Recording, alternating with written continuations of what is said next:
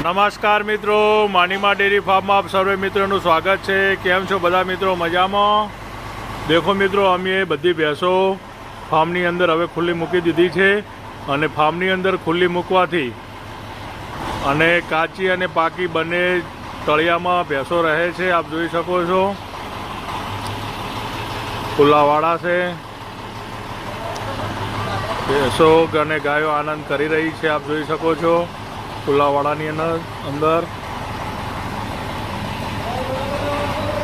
મિત્રો, અમે ભેંસો ખુલ્લી મૂકી એટલે અમારે લગભગ દિવસનું 40 થી 45 લીટર દૂધ વધી ગયું છે। તો પશુ ખુલ્લા રાખવાથી ખૂબ બધો ફાયદો થાય છે।